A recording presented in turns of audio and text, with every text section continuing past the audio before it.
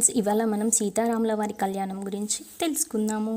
శ్రీరామచంద్రుడు మరియు సీతాదేవి కథ పవిత్రమైన ప్రేమకు, ధర్మానికి మరియు ఓర్పుకు నిదర్శనం.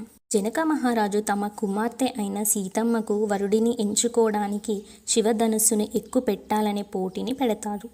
ఎందరో వీరులు విఫలమైన ఆ ధనస్సును శ్రీరాముడు గురువు ఆజ్ఞతో చిరునవ్వుతో ఎక్కుపెడుతుండగా అది ఒక్కసారిగా విరిగిపోతుంది. దాంతో సీతమ్మ రాముడి మెడలో పూలమాల వేస్తుంది. అంగరంగ వైభవంగా సీతారాముల కళ్యాణం జరుగుతుంది. యువరాజు శ్రీరాముడు తన తండ్రికి దశరథి మహారాజు ఇచ్చిన మాట కోసం 14 ఏళ్ల వనవాసానికి సిద్ధపడతాడు. రాజభోగాలను వదిలి రాముడు అడవికి వెళ్తుంటే ఆయన నీడల సీతాదేవి తోడుగా తమ్ముడు లక్ష్మణుడు కూడా అడవికి బయలుదేరుతారు.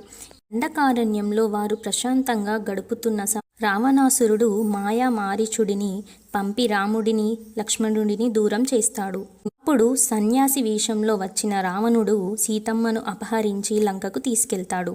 కోసం వెతుకుతున్న రాముడికి హనుమంతుడు, సుగ్రీవుడు పరిచయం అవుతారు. హనుమంతుడు సముద్రాన్ని లంకించి అశోకవనంలో ఉన్న సీతను కలుసుకుంటాడు. రాముడి ముద్రికను సీతమ్మకు ఇచ్చి ఆమెలో ధైర్యాన్ని నింపుతాడు. సీతమ్మ తన శిరోమణి రాముడికి పంపి తన భక్తిని చాటుకుంటుంది.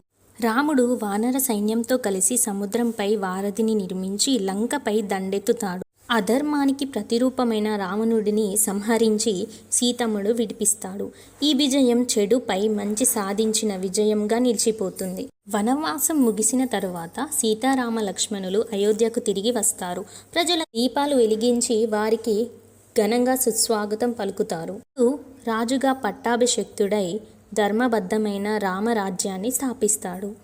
ఎన్ని కష్టాలు ఎదురైనా ధర్మాన్ని వీడకూడదని మనం తెలుసుకున్నాము. సీతారాముల వారి కథ మీకు నచ్చినట్లయితే నా ఛానల్ని సబ్స్క్రైబ్ చేయండి ఫ్రెండ్స్.